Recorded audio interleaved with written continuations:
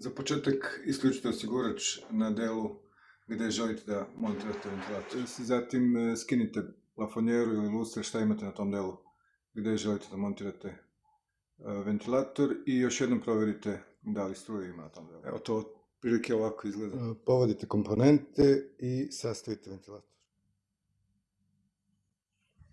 Pratite uputstvo za sastavljanje ventilatora.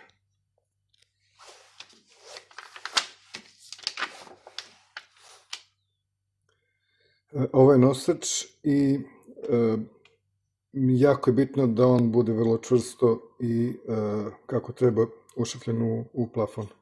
Praktično on drži sve na gomili i njega je potrebno dobro pričvrstiti i osigurati. Znači nosač u ruke, obeležite rupe i izbušite plafon.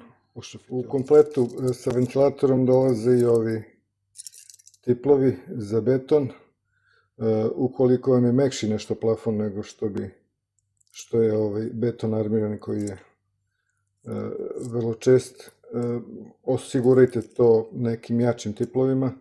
Imate na nosaču dovoljno mesta za dovoljno šafova, pa već prema kvalitetu plafona odradite to. Evo ja sam kao što vidite obeležio sve rupe i ideja je da uz ove centralne ubacim još po jedan u nakrst. Mislim da je dovoljno da se stavi po jedan, odnosno ova dva koje stižu u kompletu, ali za svaki slučaj ja ću baciti još po jedan, nešto duži. Eto to. I evo nosač je postavljen. Uz ova dva originalna šafa sam doturio još dva jača i vrlo dugačka za svaki slučaj. Ovo je taj prvi deo, možda i najteže svemu ovome. Pažljivo povežite struju od lustera prema šemi koju su oni napravili. Znači, evo ga, faza i nula. Evo ga, sam luster se samo umetne u ovaj njegov nosač. I ovdje ima jedan zarez u koji praktično sklizne i to ga drži na mestu, kako bi rekao. Ono što je vrlo bitna stvar, da ne promašite ovu struju koju sam rekao malo pre. Znači, nula i faza moraju biti raspoređene kako treba. Na ovom delu koji je praktično kontroler za svetlo i za ventilator, također postoji šema koju treba da ispratiti. Kao što se vidi i na kontroleru čak, imate ulaznu i izlaznu stranu i čak je lepo napisano, evo ovako da ne ubije ovaj blic, napisano gde koje ide. Znači samo je bitno da ispratite taj polaritet, znači faze i nula i to je to. Inače ovaj kontroler ide u ovaj otvor gore, tu se on zavuče i svi se kablovi skupe jedan do drugog. Konektori su već prilagođeni svemu što treba, znači nema promašaja za što se tiče montaža. Kao što vidite, kontroler je montiran i evo vidite konektori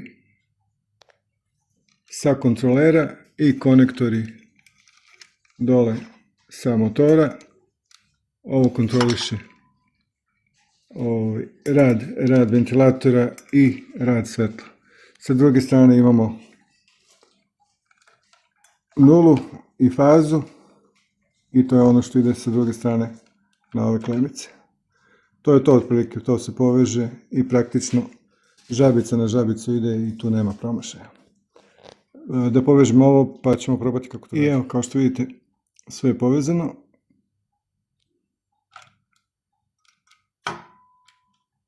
I to je otprilike to. Ostaje da navučemo ovu ukrasnu masku i da probamo. Evo konačno je sve namontirano i to izgleda otprilike ovako.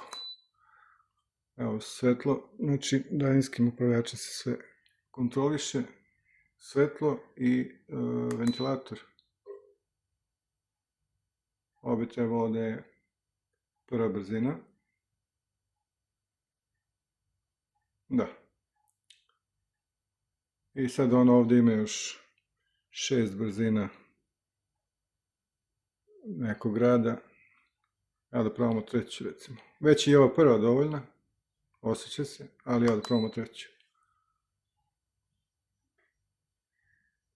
Potpuno je nečujno i zaista radi ekstra.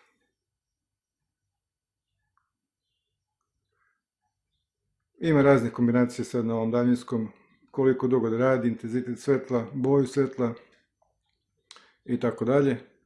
To je sad već neki drugi video i neka druga priča. To bi bilo to za ovaj put.